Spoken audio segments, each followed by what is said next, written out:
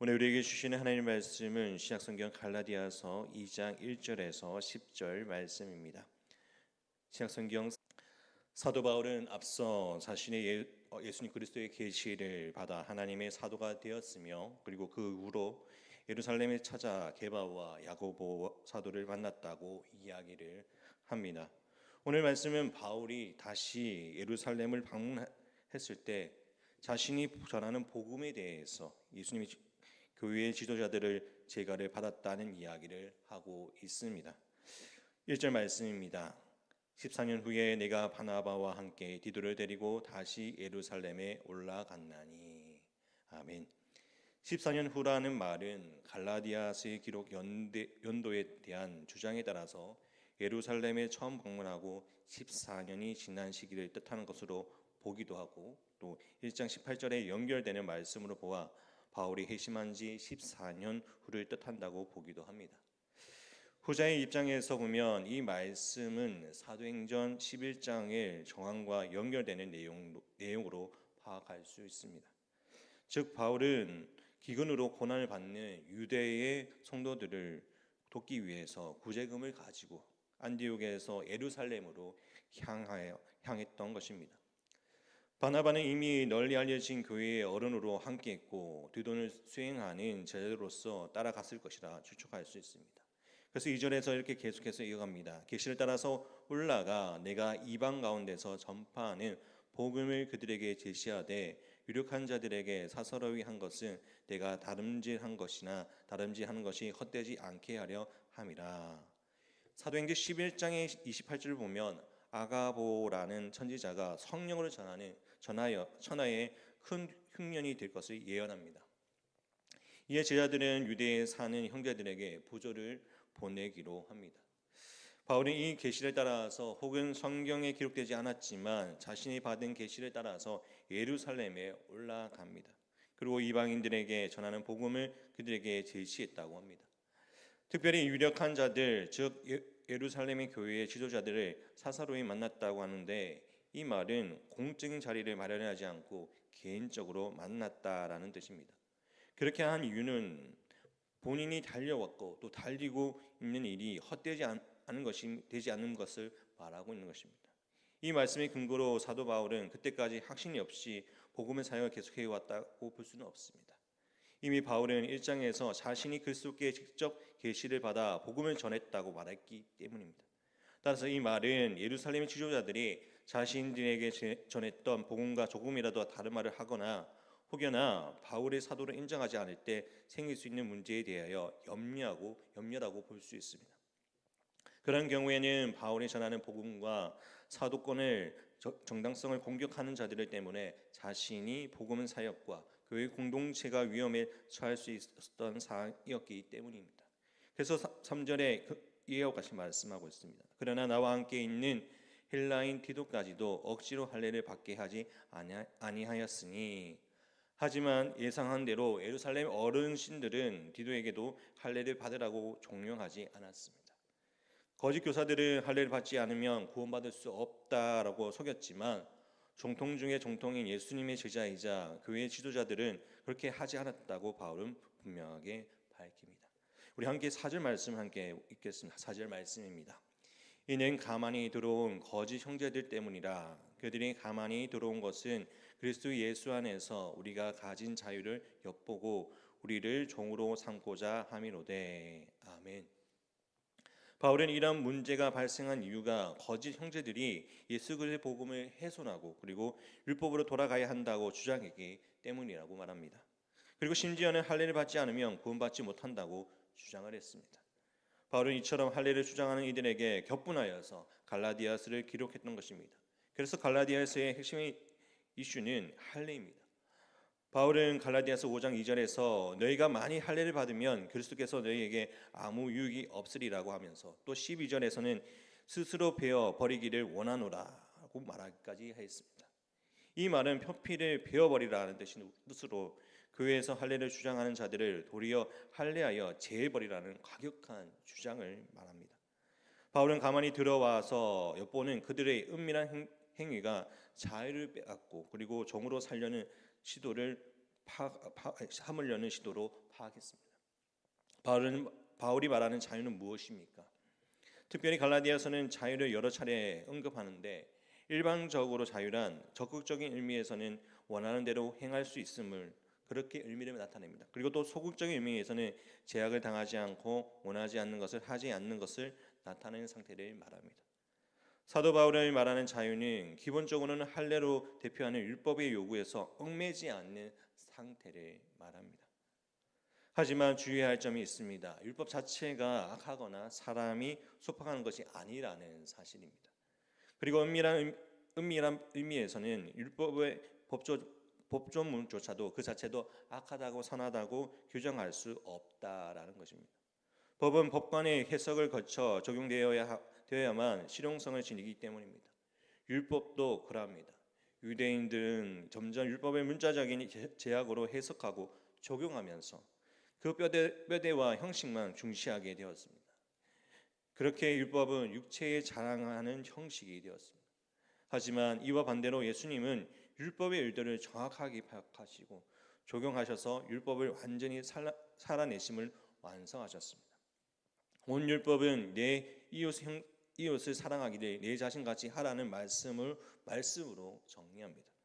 예수님이 진리를 해석하시면서 유대인들의 허위의식을 폭로하셨고 삶으로 율법의 정신을 구현하면서 율법을 완성하셨습니다.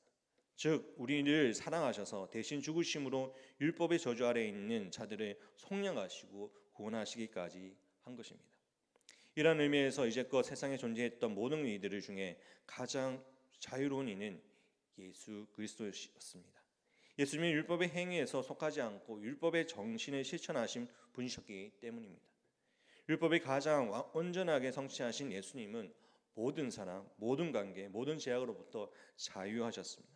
그리고 우리도 그 예수님을 따라 살아가는 자가 되어야 할 줄 믿습니다. 5절 말씀에 보면 그들에게 우리가 한시도 복종하지 아니하였으니 이는 복음의 진리가 항상 너희 가운데 있게 하려 함이라. 아멘.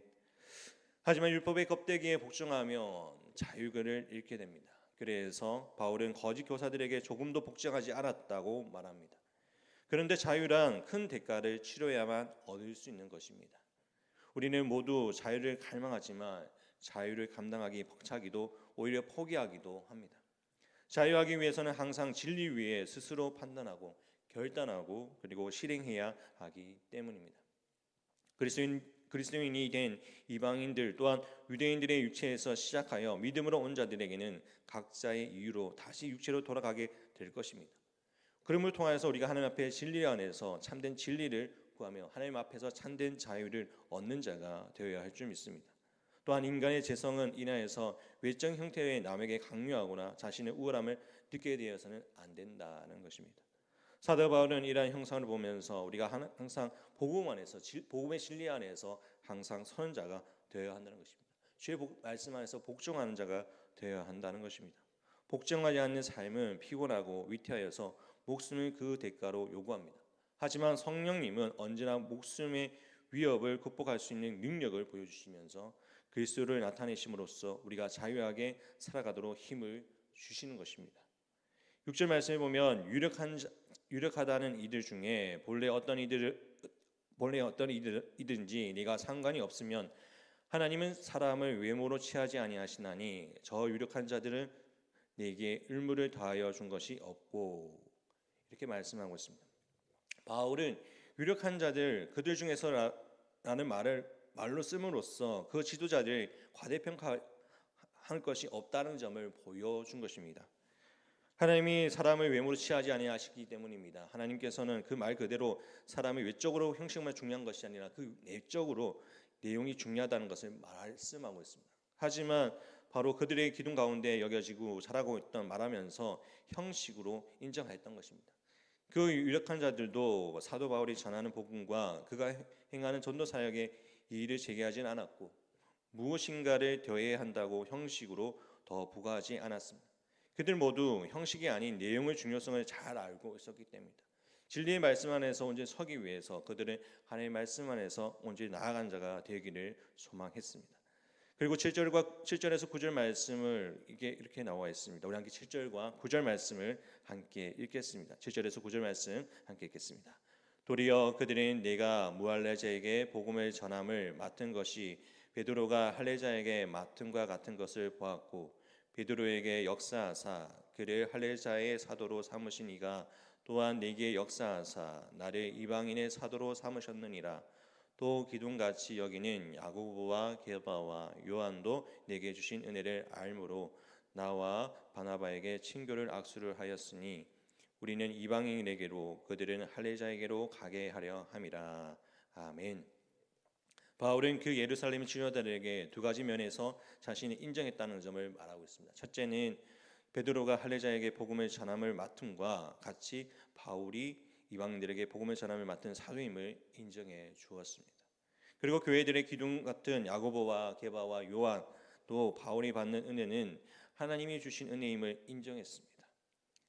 그러면서 서로 친교의 악수를 나눴습니다. 그렇게 그들은 하나님의 일을 하는 경쟁자도 아니며 도리어 함께 섬기는 동력임을 확인하며 나아갔던 것입니다. 그리고 10절 말씀에 이렇게 말합니다. 다만 우리에게 가난한 자들 기억하도록 부탁하였으니 이것은 나도 본래부터 힘써 행하여 왔노라.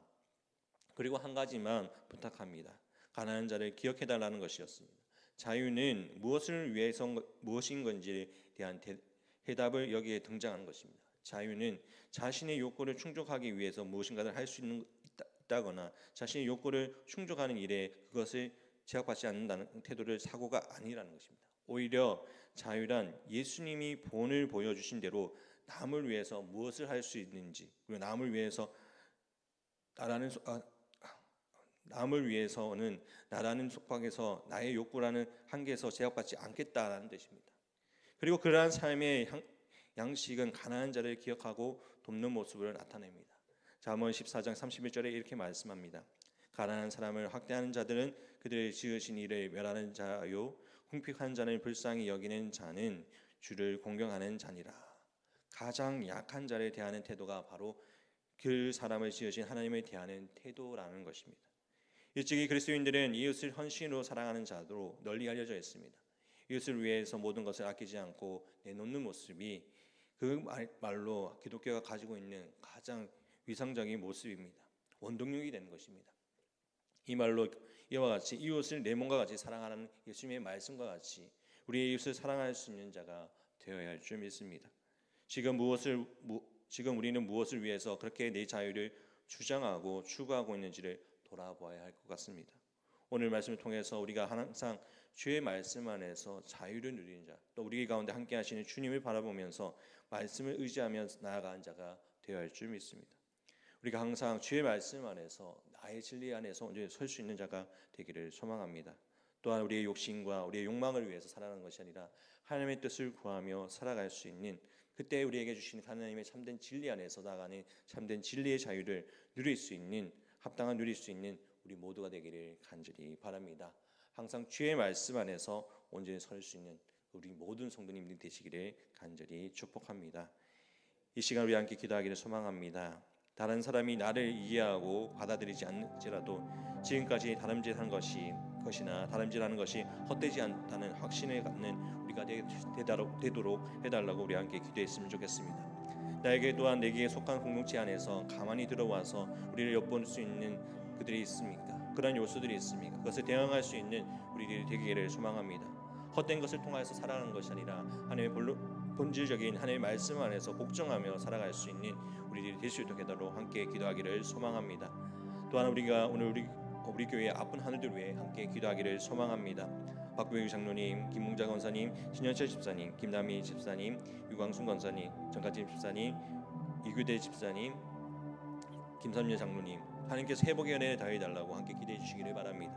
또한 경제적으로 물질 사업에 어려움 당하고 있는 성도들을 위해서 기도해 주시고, 또한 마음의 어려움이 있는 성도들을 위해서, 또한 우리 가정과 자녀들을 위해서 함께 기도해 주시길 바랍니다. 오늘도 거룩한 주일입니다. 우리가 주님 앞에 나아가는 이 예배 가운데 이 하루를 주님 앞에 온전히 드릴 수 있는 아름다운 예배가 될 수 있도록 오늘 하루가 될 수 있도록 함께 기도로 나가도록 하기를 소망합니다. 기도드리겠습니다.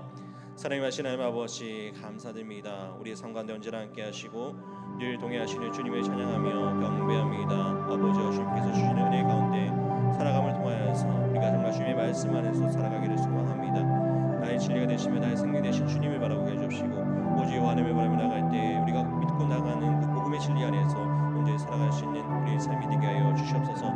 예수 그리스도를 통하여서 말씀 안에서 살아갈 수 있는 자가 되게 해주시고 서로 사랑하며 서로 섬령할 수 있는 자가 되게 해주시고 또 하나님의 뜻을 구하며 나갈 때 그 가운데 역사하시는 주님의 뜻을 구하며 나아갈 수 있도록 함께하여 주옵소서. 아버지 우리 가운데 아버지 참된 진리 안에서 생각해 주시고 하나님의 말씀 안에서 참된 진리와 가운데 아버지 자유를 누릴 수 있는 자가 되게 하기를 소망합니다. 아버지 우리가 율법에 매이는 것이 아니라 율법을 통해서 참된 진리를 중화해서 네 이웃을 사랑하는 것과 같이 아버지 우리가 주님의 말씀 안에서 네 이웃을 사랑하며 그들을 아버지 섬기며 나갈 수 있는 우리의 모습이 되게 하여 주옵소서. 예수님을 닮아갈 수 있는 자가 되게 하여 주옵소서. 삶의 안에서 온전히 삶아갈 수 있는 아버지 주의 뜻을 구하며 나갈 수 있도록 아버지 함께하여 주시옵소서. 또 아버지 주님의 뜻을 구하며 나갈 때 가운데 역사하시는 주님의 뜻을 구하며 나가며 아버지 하나님의 뜻을 구하며 나갈 수 있는 우리의 모습이 되게 하여 주시옵소서. 아버지 나의 욕구와 나의 삶을 통하여서 나의 아버지 정죄임을 통하여서 나가는 것이 아니라 하나님의 뜻을 구하며 하나님의 말씀 안에서 온전히 살아가게 해주시고 오직 나의 육체적인 아버지 욕심을 아버지 주의 십자가의 앞에 아버지 내려놓고 아버지 주의 말씀을 묵상하며 그 말씀 안에서 온전히 살아갈 수 있는 참된 진리자의 삶을 살아갈 수 있도록 함께하여 주시옵소서. 또 하나 우리의 이웃을 돌아보게 해주시고 우리의 삶을 돌아보게 해주시고 또 하나 우리의 가난한 이웃들을 돌아보며 그들에게 참된 진리의 말씀을 전하며 아버지 제 종으로서 살아가지 않도록 아버지 그들에게 복음의 진리를 잘 전할 수 있는 믿음의 사도로서 아버지 믿음의 전달자로서 아버지 전도자로서 살아갈 수 있도록 붙들어 주시옵소서. 하나님 아버지 우리 교회 아픈 아들을 위해 기도합니다. 박봉희 장로님, 김문정 목사님, 신원치 집사님, 김남미 집사님, 유광순 권사님, 정가진 집사님, 이규대 집사님, 김삼년 장로님 아버지 주님께서 함께하여 주셔서 회복의 은혜를 더해 주시고 또 아버지 수술하신 아버지 김삼년 장로님 더욱더 아버지 회복의 은혜를 더해 주셔서 아버지 다시금 아버지 주님 앞에 나와 함께 예배드리며 신앙생활할 수 있도록 주님께서 지켜보아여 주시옵소서. 또 모든 아버지 질병을 회복시켜 주시고 진리 안에서 온전히 설 수 있도록 아버지 주님께서 지켜보아여 주시옵소서. 또 아버지 또한 경제적으로 사업으로 어려움에 당하고 있는 성도들이 있습니다. 아버지 주님께서 함께해 주시고 지혜와 명철함을 주셔서 아버지 그 사업을 통하여서 어려움을 통하여 나가는 그것을 통하여 해결을 나갈 수 있도록 아버지 주님께서 함께하여 주시옵소서. 또한 마음으로 심적으로 어려움에 당하고 있는 성도들이 아버지 주님께서 함께하여 주옵소서. 그들 마음 가운데 하나님의 사랑을 함께하여 주시고 회복의 은혜를 주셔서 다시금 아버지 믿음 생활을 할 수 있도록 아버지 복음 안에서 온전히 설 수 있도록 아버지 복음 안에서 온전히 나아갈 수 있는 아버지 죄에서 벗어날 수 있는 삶을 살아갈 수 있도록 주님께서 지켜보아여 주시옵소서. 또 아버지 우리 가정과 자녀들을 위해 기도합니다. 아버지 주님께서 함께하여 주옵시고 믿음 안에서 서로가 주옵시고 남편 아내를 사랑하며 아내도 남편을 사랑하며 서로 협력하며 서로 섬기며 나아갈 수 있도록 해주시고 또 아버지 자녀들을 믿음 안에서 양육할 수 있도록 함께하여 주셔서 또 아버지 믿음의 자녀들이 또 주의 부모님의 말씀에 순종하여서 아버지 하나님을 사랑하며 예수님을 사랑하듯이 부모님을 사랑하시는 마음 가운데 나아갈 수 있도록 주님께서 지켜보아여 주시옵소서. 믿음의 가정을 세워가는데 아버지 어려움이 없도록 늘 말씀과 기도 안에서 온전히 설 수 있는 믿음의 가정이 세워갈 수 있도록 주님께서 지켜보아여 주시옵소서. 또 아버지 자라는 다음 세대 아버지 믿음 안에서 온전히 살아가게 해주시고 하나님 말씀 안에서 아버지 주님 앞에 나아가게 해주셔서 세상에 주는 아버지의 분포와 아버지의 유혹 가운데 아버지 넘어지지 않도록 주님께서 지켜주시고 보호하셔서 온전히 주님 앞에 뜻을 구하며 나아갈 수 있도록 주님 앞에 나아갈 수 있도록 지켜보아여 주시옵소서. 오늘 아버지 거룩한 주일입니다. 아버지 주님 앞에 나가는 우리 예배 가운데 아버지 주님께서 함께하여 주시고 말씀의 뜻을 구하며 나아갈 수 있도록 주님 지켜보아여 주시옵소서. 주님 함께하여 주시옵소서. 주님 붙들어 주시옵소서. 우리 위해서 하나님 아버지 우리가 약하고 청박한 초등학문의 종로를 하지 않고 무겁고 어렵지만 소중한 복음의 진리로 자유롭게 살아가게 하심에 감사합니다. 영원하신 말씀에 근거하여 영적인 눈으로 자신과 주위를 언제나 둘러보아 거짓 세력에게 경계하며 복음의 진리 가운데 항상 거하게 하여 주옵소서. 그래서 가난하고 약한 자를 위해서 그 자유를 사용하게 하여 주옵소서. 오직 주의 뜻을 구하며 나아갈 수 있는 믿음의 그리스도로 살아갈 수 있는 우리들이 되게 하여 주옵시고 오직 여호와 하나님을 바라보며 나아갈 수 있는 믿음의 그리스도로서 또한 복음을 가지고 나아갈 수 있는 강한 믿음의 전달자로서 사명을 감당하여 주옵소서. 또 하나 오늘 거룩한 주일입니다. 아버지 주님께서 함께하여 주옵시고 주의 복음을 가지고 오늘도 주님 앞에 나아가는 믿음의 자녀들과 또한 주의 복음을 들고 아버지 주님 앞에 나아갈 수 있는 은혜를 저희들에게 허락하여 주시옵소서. 날마다 주님께서 주시는 은혜를 기억하며 소망 가운데 살아갈 수 있도록 우리를 붙들어 주시고 우리에게 참된 자유를 허락하여 주시옵소서. 우리를 사랑하시고 우리를 지켜주시는 예수 그리스도의 이름으로 기도드립니다. 아멘.